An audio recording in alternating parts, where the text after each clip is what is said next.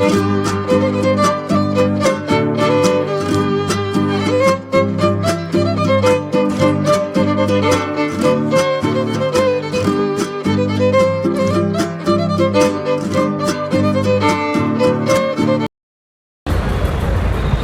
अब जो है विनोद भटनागर जी जो है हमारे समक्ष हैं और इनसे जो है इनकी कला के बारे में कुछ जानने का प्रयास करते हैं। तो एक बार 1 बाय 1 जो है विनोद जी बताइए किस प्रकार से कब किस एज में क्या भाव उत्पन्न हुए, तो इस प्रकार की कलाकारी का जो है आप कलाकार बने और ऐसी कलाकारी आपने जो है करनी स्टार्ट करी। मेरी सोच ये रही हमेशा जी कि मेरे संपर्क बड़े से बड़े लोगों से हों, बड़े से बड़े लोगों से मेरी दोस्ती हो। तो मैंने जरिया देखा कि भाई ऐसी कौन सी चीज़ है जो बड़े से बड़े लोगों से मैं संपर्क में आ सकता हूँ। मतलब आपकी शुरू से ये बड़ी शुरू से बचपन से ये ज़्यादा छोटी जगह, हाँ आपको भाई कुछ बड़ा करना है। तो फिर मैंने कहा मैंने कलाकार एक ऐसा बंदा है कि किसी से भी कभी भी मिल सकता है। अच्छा। तो फिर मैंने अपनी कला का रास्ता चुना और मैंने इसमें बहुत मेहनत भी की। मैंने इसमें रहते PWD में भी काम किया।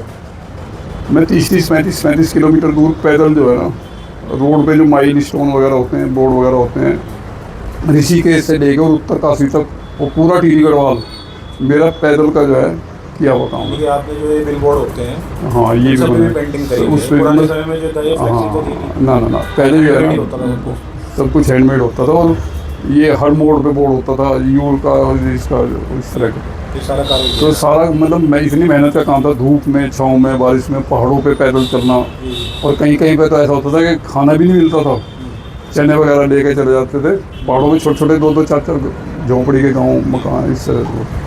तो फिर ये जो आपके जो एक सफ़र रहा है जिसमें आपने शुरुआत बताई किस प्रकार से मैंने जो है यहाँ से लेकर टिहरी गढ़वाल तक जो है सभी रोडों पे जो भी बोर्ड हो, जो कॉर्नरिंग के जो डायरेक्शन के बोर्ड होते थे और जो भी बोर्ड रहे होंगे उस समय के, वो सब आपने जो है अपने हैंडमेड जो बनाए। उसके बाद में फिर आप ये पेंटिंग के उसमें कैसे आए? फिर पेंटिंग का तो मेरा शौक था ही। तो जो ठेकेदार वगैरह थे वो इंजीनियरों को जो है अपने कॉन्ट्रैक्ट बनाने के लिए या पेमेंट कराने के लिए पेंटिंग देते थे गिफ्ट में। और मेरा शौक था ही, तो मुझे वो ये कह देते थे कभी तुम साइड में ना जाओ, पेंटिंग बना दो। तो धीरे धीरे मैं जो है पेंटिंग के उसमें जो है वो फिर बढ़ता चला गया। वो मेरे से फिर उस काम की वजह ये पेंटिंग का ही काम कर रहा है। यानी कि जिन ठेकेदार के अंडर आप काम कर रहे थे उनके पास पेंटिंग की काम आए और उन्होंने जो आपको जो है काम आप पर दिया बनाने के लिए, तो धीरे धीरे फिर आपने जो है पेंटिंग बनाई। फिर एक टाइम ऐसा आ गया कि यहाँ सहारनपुर में ही जो है मेरे रिलेशन में थे, उनकी शॉप, उनकी डेथ हो चुकी थी, शॉप जो है खाली थी। तो मुझे किसी रिश्तेदार ने कहा कि भाई तुम वहाँ पे बैठ जाओ और तुम सर्विस वर्विस छोड़ दो और अपना शॉप संभाल दो। तो नखासे में शॉप थी वो देसू पनवाड़ी के पास में। मैं करीब 4 साल जो है उस शॉप पे रहा।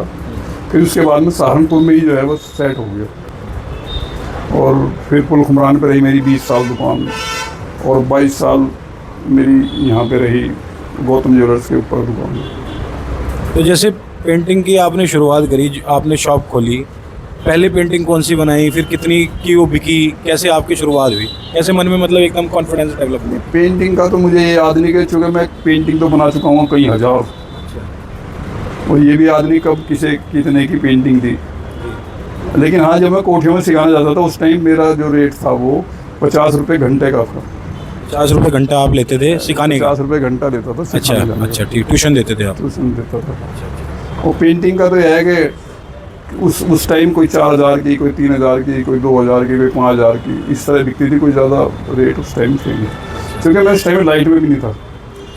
इतना लाइम लाइट में नहीं? हाँ, जो मेरा जो मेन था काम तो था पेंटिंग का, लेकिन मजबूरी में काम करने पड़ते थे मुझे बोर्ड वगैरह के, इस तरह का बोर्ड लिखने का, शॉप पे बोर्ड बनाने या इस टाइप। जब मैं इधर आया दिल्ली रोड पे तब मेरा ये वर्क जो है ज़्यादा बढ़ा। और इसमें सबसे बड़ा सहयोग जो है मेरे, सबसे बड़ा सहयोग है वो गौतम ज्वेलर्स का।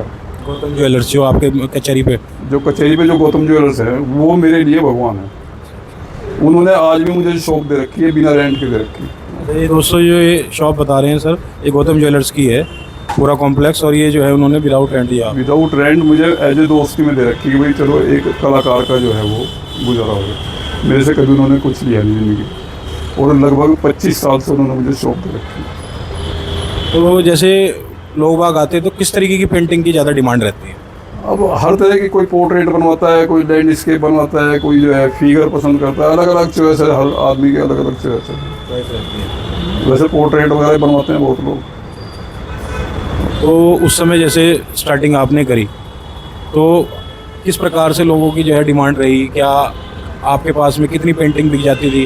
क्या आपकी जो है सैलरी उस टाइम बन जाती थी? किस तरीके से आजीविका का सोर्स बना? कैसे कैसे इसमें आप अंदर प्रवेश हुए? बस प्रवेश क्या है इसमें, तो ये है कि भाई हमें तो पेट भरना था अपना। उस टाइम जो भी मिल जाता था, हमने ये नहीं देखा कि ये पेंटिंग इतने की है तो इतने की बिकनी चाहिए। क्योंकि स्थिरता बहुत आवश्यक होती है किसी भी जो है प्रोफेशन में, और आप जो है पेंटिंग का प्रोफेशन कर रहे थे और आपके अंदर जो है वो स्थिरता कैसे आई? क्योंकि शुरुआत में हो सकता है कि कम बिकी हो या ये चलने में थोड़ा मुश्किल रहा हो, तो इस तरीके के क्या कुछ रहा है वो थोड़ा जानना चाहिए। नहीं, मैं खाली एक चीज़ के ऊपर डिपेंड नहीं रहा। मैं स्टेज का भी काम करता था, रामलीला वगैरह के, मंदिरों का भी काम करता हूँ, स्कूल के चार्ट वगैरह बनाता हूँ, कोठियों में सिखाने भी जाता हूँ। तो एक लाइन के ऊपर डिपेंड नहीं रहा मैं कभी कि भाई एक ही चीज़ करनी है। लाइन कला की रही लेकिन मेन जो है मेरा वो रहा पेंटिंग का ही। पेंटिंग। मैं अपने घर में जो है अब भी अगर मैं खाली हूँ तो भी जो है पेंटिंग बनाता रहता हूँ। देखिए दोस्तों, सर जो है अपनी खाली समय क्या कहेंगे, इनका जो समय का उपयोग ही ये जो है केवल पेंटिंग में इनका मन लगता है।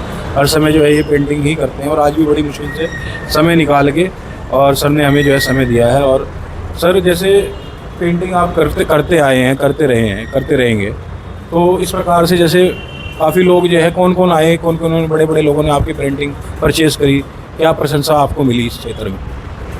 देखो, कुछ ये ऐसा सवाल आपने मेरे से पूछ लिया कि इसे बताना मेरे लिए कठिन है। कठिन इसलिए है कि कुछ लोग ऐसे हैं जो पेंटिंग के बहुत शौकीन है, लेकिन मेरी पेंटिंग पे वो अपना नाम जो है वो। अच्छा, ऐसा भी हुआ है? ऐसा नहीं, ऐसा ही है अब भी।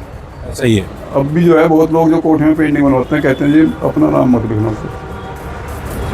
तो ये शोषण हमारे साथ बहुत है। दोस्तों, जैसे लोग बाग पेंटिंग बनवाते हैं सर से और चाहते हैं कि भाई वो अपना नाम न लिखें और साथ में अपना नाम जो है नीचे उल्लेखित किए, तो इस प्रकार से लोग बाग चाहते हैं और श्रेय फिर जो है जो सर को जो है वो श्रेय नहीं मिलता, तो ये बहुत ज़्यादा जो चिंता है विषयजनक जो है। यहाँ पे जो है सब ज़्यादातर लोग इसी तरह के हैं जो पेंटिंग के शौकीन हैं। वो ये चाहते हैं कि भाई काम इनका हो और नाम जो है वो।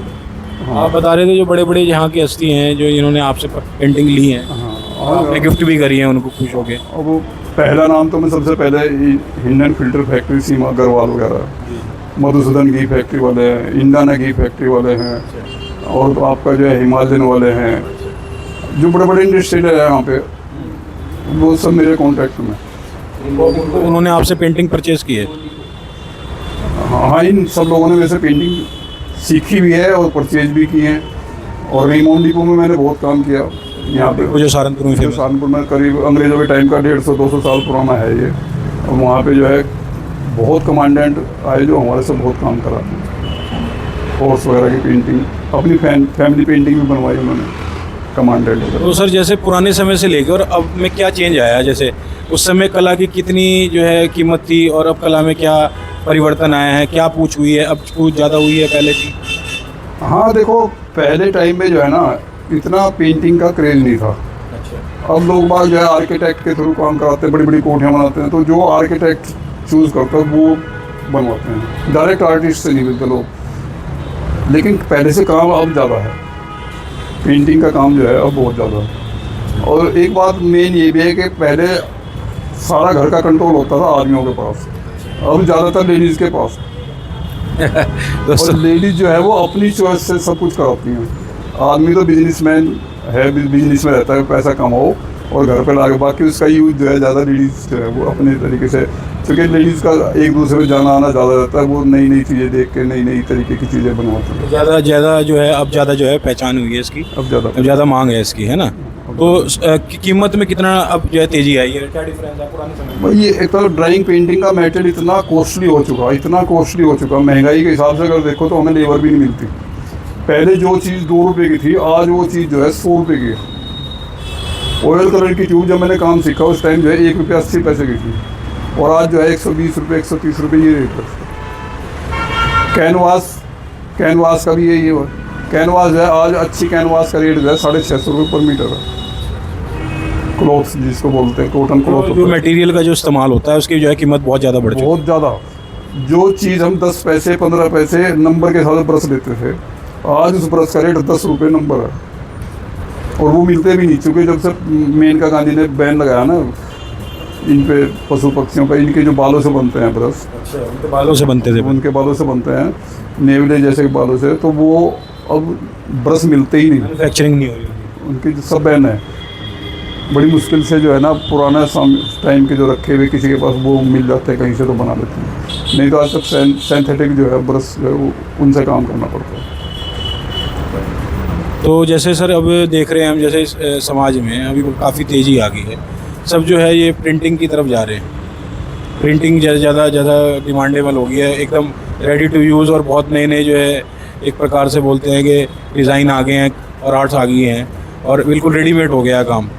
तो उस टाइम में किस प्रकार से देखते हैं आप ये हस्त दस्तकारी को? देखो हस्तकारी तो आप समझ लो करीब करीब ख़त्म होने के कगार पे है।